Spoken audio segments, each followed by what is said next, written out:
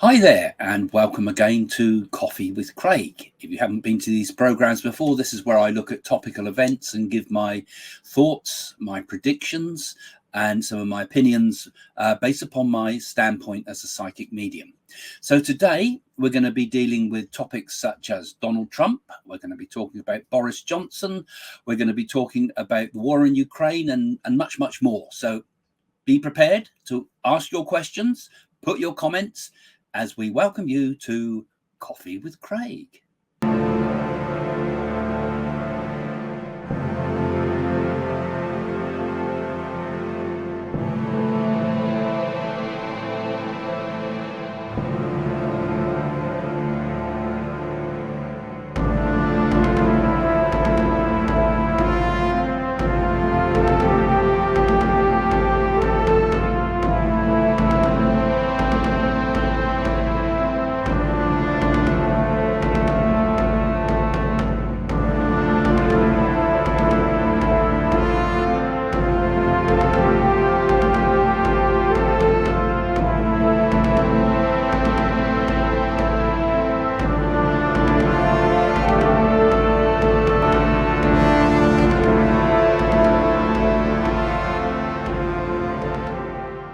Well, welcome again to the show.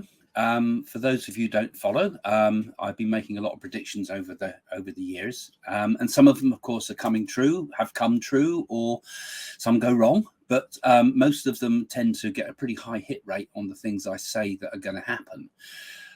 For example, one of the more recent predictions I made was about Trump grandstanding, how he will use the court procedures against him to really rocket his popularity and his position. And he's been making an amazingly interesting job out of a very difficult situation. There's a guy being taken to court and using it as an opportunity to reach out with his ideas. So that's one thing that's been happening. I also said that Biden would fall. And he did, didn't he? He had an absolute a number of, he's always falling, but he had a few major falls, actually physical falls. And I think it would be probably likely, actually, I feel that what I think they're trying to do actually is they're keeping Biden in power for the time being, and they hope to get rid of Trump first before they concede another candidate. So I just think the Democrats would be mad to have Biden there as for people to vote for. So I think they're probably going to try to get rid of Trump, but put Robert Kennedy in later or someone like that. So it's all a game, isn't it? But anyway, I'll talk about more in a moment, but Biden did fall. That was another one I said. I also said, and I said this the other week too, that the Scottish head of the Scottish National Party, Nicola Sturgeon, would not only fall, but she would be criminally indicted. That has happened here in the UK. She's an absolute disgrace for Scotland, I think. Caused problems, whatever the cause of Scotland's independence, whether you agree or not. I don't think Nicola Sturgeon has done a very good job. It's like you see the arrogance of the woman. You see her finally brought to book, and I actually think that was quite a good thing. But I did predict all that, and you remember I was saying earlier in the year that I saw that happening, and I saw this would bring a revival for the British Labour Party.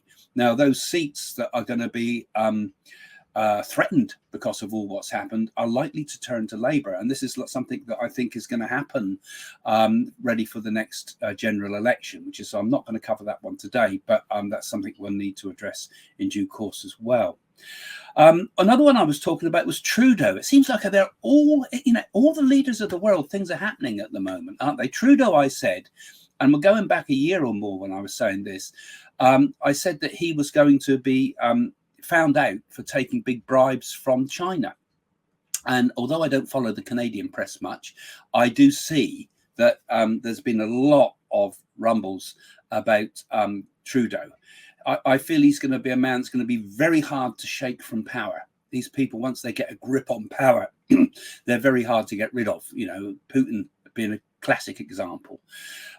Also, I'll come to him soon too, because I predicted, you remember, some while back that Putin would fall. I might talk about that as well in a moment.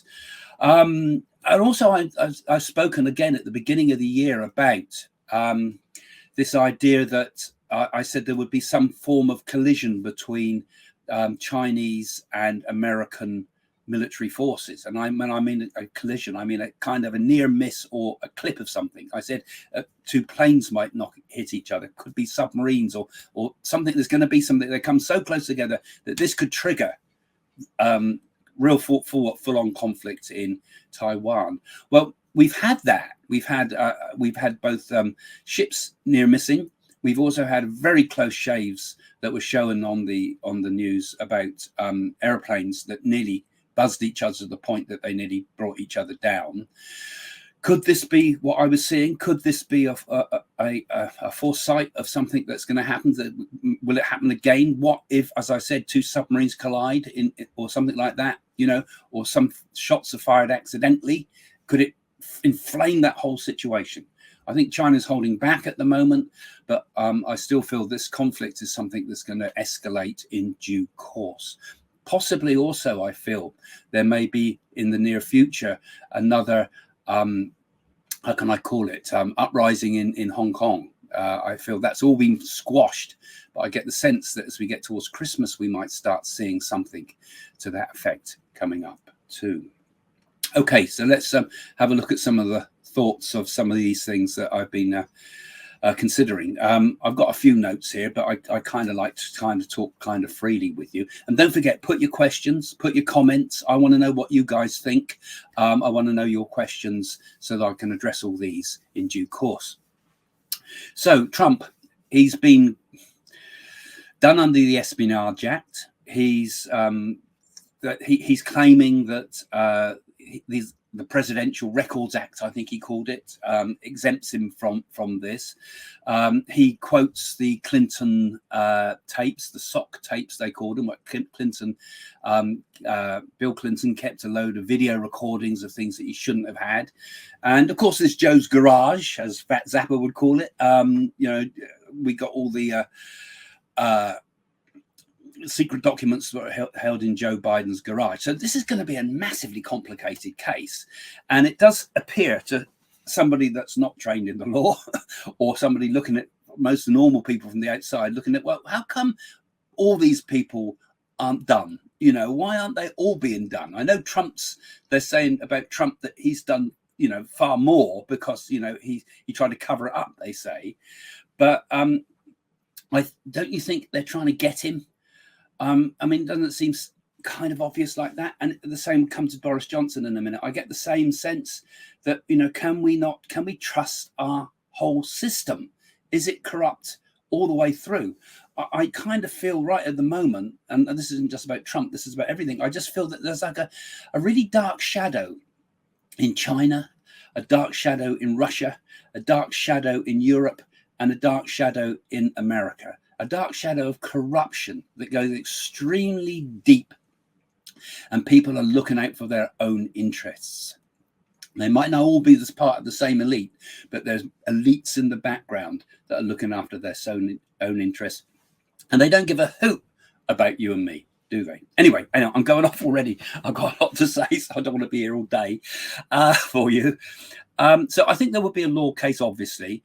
But I can't actually see Trump himself being jailed, right? They might be able to put try to put some caveats to stop him standing for president, or make it extremely difficult for him. But I actually don't see him being jailed. I don't think there's going to be enough evidence for something like that. You've got to have actual evidence. And I think a lot of this is kind of legal opinion. So this is something that could drag on indefinitely. And of course, this is great for those that want to see the end of Trump, because, if you've got a legal thing like this hanging over your head, in theory, it ought to make nobody want to vote for you. But I think people are thinking, well, look, this strikes me as a stitch up. So what could be seen as something bad can be reversed. And this is where Trump is a clever man, because he does this way of making people use it as a platform, ways to get out there, and plays into all of our discontent around the world, really, because all of us have a discontent that we're not in charge of the world around us. It's being taken over by big companies. It's being taken over by politicians, all sorts of hidden forces, God knows what. And next it'll be artificial intelligence. So we don't know where we stand. Anyway, I'm going off again, but that's how we feel, don't we? This is where so many people think, and this is probably why I feel that more and more people in the way ahead are going to turn to Trump. I think they're going to start the middle of the road vote in America. Those that swing between Democrats and Republicans are going to start thinking, well, maybe this guy is right, because I don't feel comfortable that things are being done in the way I feel they should. So I think Trump's ratings will increase. Now, do you remember I also spoke a lot about my feelings that when this was kind of thunder in the distance, as it were, I said that I felt that if Trump will get clobbered by the law, but they may try to stop him standing. But I said a woman of mixed race would, or a woman of color, or a woman of mixed race I was talking about, would kind of be his savior, would kind of be the person that would pull him out of it, and maybe even stand as a sort of proxy candidate, and basically say, I'll do exactly what Trump says, but you vote for me, right? You can't vote for him, vote for me. I'm going to do exactly what Trump says, word for word, right? So I'll be your puppet, almost, you know. And I felt it was somebody, you know, we were talking before and we had some debate on this. A lot of you felt it was Candace Owens because of her, she seemed to fit the bill of what I was saying. But also Kari Lake has certainly come to the fore over this period, and we don't know what her heritage is, but she certainly fits in with the sort of images I was getting of a person, because I don't know what her heritage is. They don't seem to say anywhere, but she must be of mixed blood, and she strikes me as a person who has the power to keep the ball rolling, even if Trump was kind of legally handcuffed. Right. So this is another prediction I was making, because I said it's going to be an odd election, because it's going to be very strange, because there's going to be some kind of wangle to get round a legal restraint. So maybe that's happening. Maybe that's what I was seeing, but maybe there's more coming from that, because, you know, I see things sometimes. I see part of it. Like I say, I see through a mirror darkly, I quite often say. It's like I see bits of it, and I can't claim to see all of it. But I get a feeling, and that's what I get in the feeling. What do you think? What's your thoughts? Put your comments. I'd love to know. And I think that this is going to be, I think actually many of the black voters in America are going to be turning to Trump much, much more than they have. Many are already, of course. But I think the issue with immigration that's happening in America and here in Europe, the people it affects are the people who've already established a good community. So the black community in America, the poor black community in America, it's their jobs that are being taken away by too many people coming in from outside. It's like here in the UK, some of the people that are most vocal about the problems of over immigration into the UK are people like the Indian community here in the UK, because they've established themselves well. They're well respected people. They do doctors' jobs, accountants' jobs, particularly they're interested in those sort of professional fields, people that got a lot of respect. But they're going to get tarred with the same brush if we get a load of goat herders all coming over here who are going to be a problem for the society. So I think in America, coughing with Craig again, or stressing out with Craig today, I think it is. I think in America we're going to see that the immigration issue is actually going to play into the hands of a more extreme voice, which Trump is. You could say he's more extreme voice. Or some would say he's the sensible voice, of course. So I do think Trump will stand for the presidency. How he does it, as I said, is going to be a kind of a convoluted way, but he will. I actually do believe he will win. And people say, "Oh, you'll have to hang your hat. That never work again, Craig, if he does." But I do think he will win. Of course, I could be wrong. Like I say, we see things. It may become clearer to each of us as time moves on. The future is not 100% set in stone. And this is a good thing. We have free will. We collectively can change things. So I think I see the current trajectories. I think I see the energy of what's likely. I do feel, it feels like on the horizon he's going to second chance, because I think people think it's a stitch up. Same too in the UK here with Johnson. We have Boris Johnson, those in America, who was our prime minister. He's been ousted from power. And I think this is going to cause much more rumpus than they think they're going to get with it. They think they can get rid of him.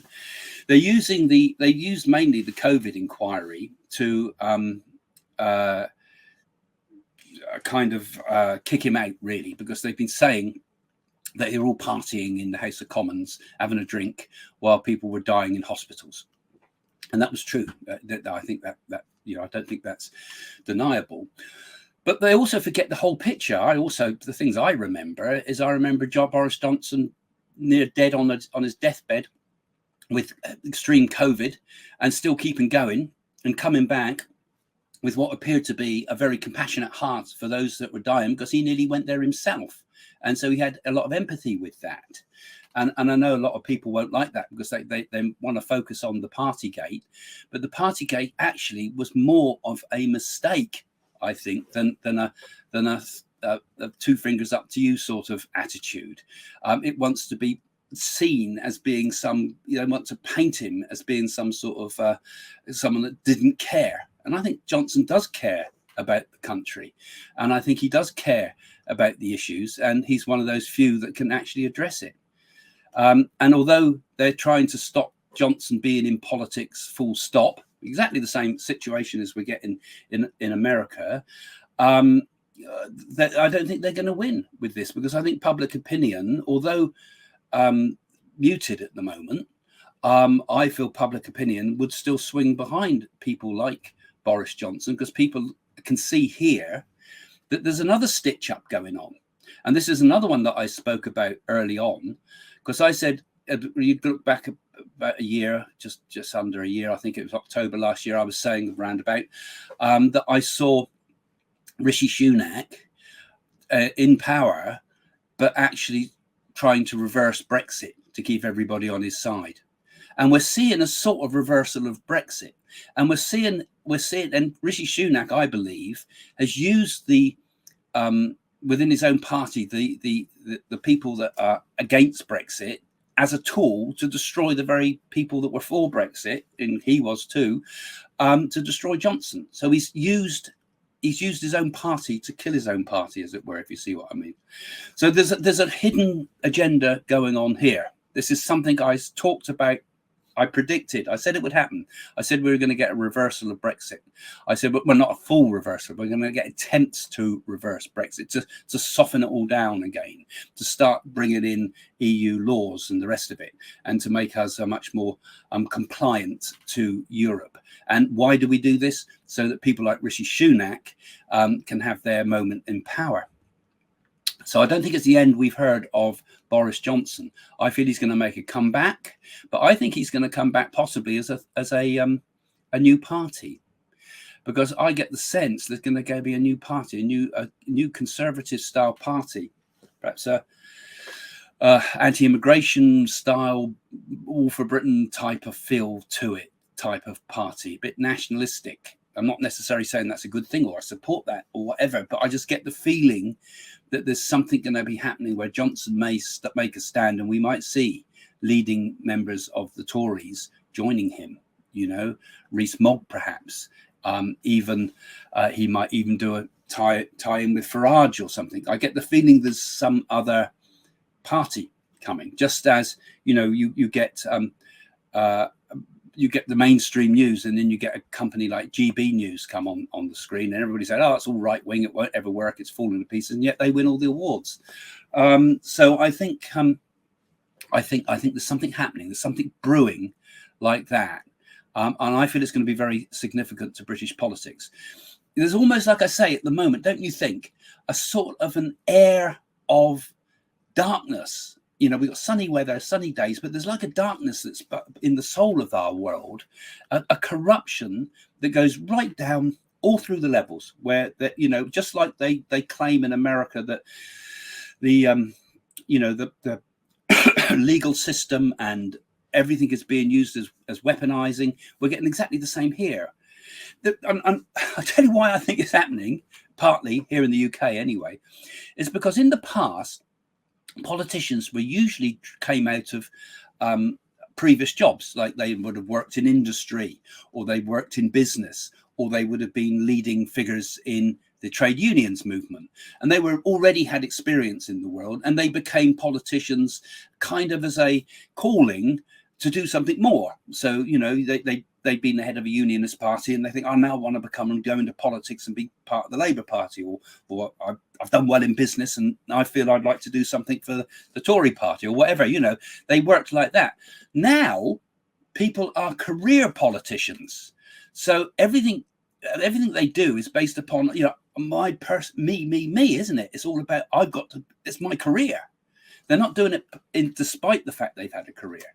So this is where I think things are going wrong, because we have career politicians, very dangerous, I think. And this is why we're getting so many behind the scenes sort of backstabbing and office politics kind of working. These are people not driven in the same way that someone from the outside would be. Anyway, I've gone off again. So what about Ukraine? Because we got the new push being done by Ukraine, and I get the feeling that they're going to do a kind of a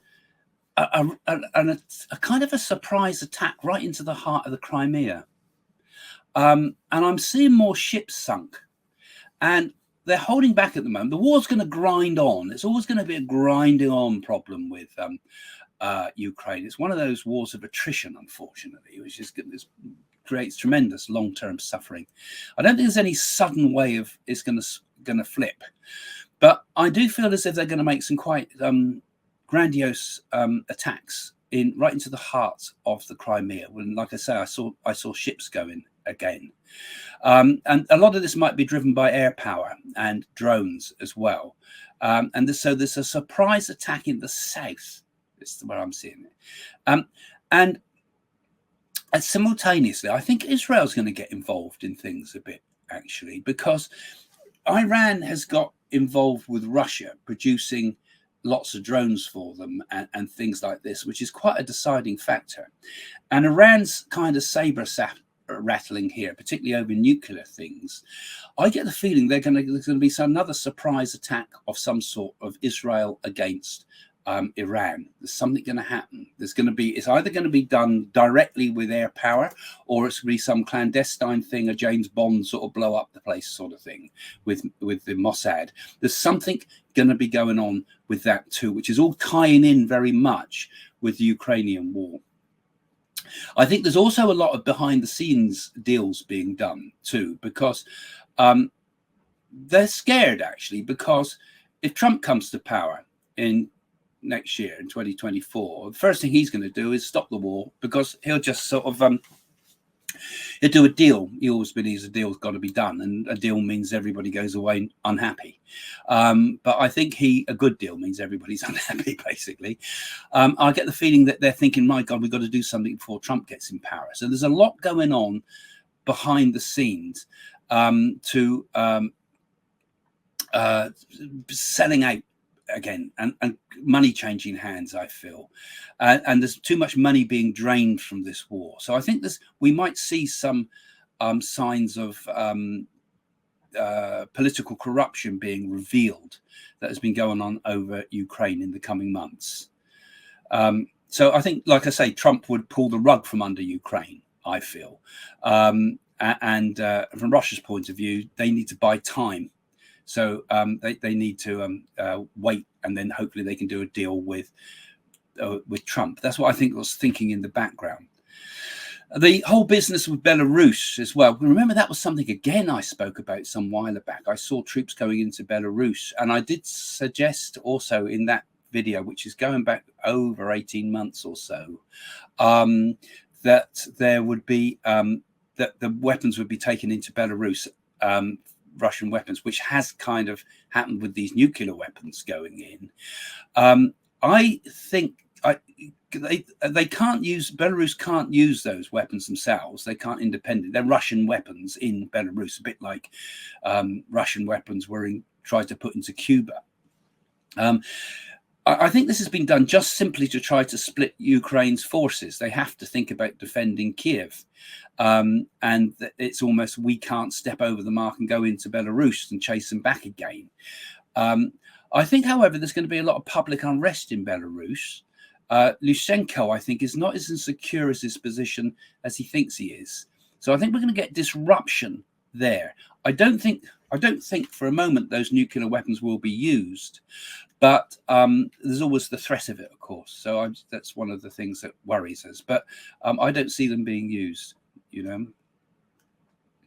And as for Putin, he's in a much more seriously difficult position than I think the press have said. You remember, I've said on my predictions, and also Jane and I did a program about Ukraine going back a long time now.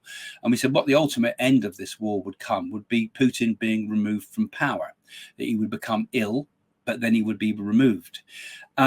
We've had a few hints of his illness for a while, but he doesn't seem to be showing that again. But there's certainly signs of unrest within his political elite, and particularly with that Wagner group has been rattling against Putin. So I think Putin will fall eventually. You know, he's not a man that would go from power easily. He's like Hitler was. You know, I mean, he would use everything in his power when Hitler was in his bunker and things were ending. He said, destroy the whole of Germany, basically. He said, fight to the last man until there's nothing left whatsoever.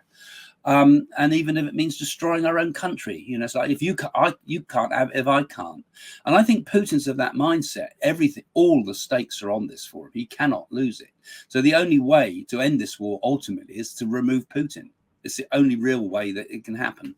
And I think there's a lot of people, there's a lot of things that going on behind the scenes, like I said.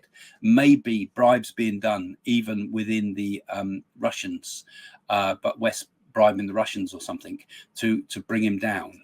And he's a hard man to bring down, but I think eventually weakness of health will be followed by a coup of some sort over him. What we get after that, we don't know, but I think we might have a negative force again there, but maybe with a breathing space to sort Ukraine out. Other things coming up. I've said it before, but I feel there's going to be very, very big floods in Europe and London this year, starting as we come into the autumn months. I think there's going to be a short-term revival in the economies of the world, but I feel those are going to be reversed in November. So we're going to have a bit of a boom time up to November time.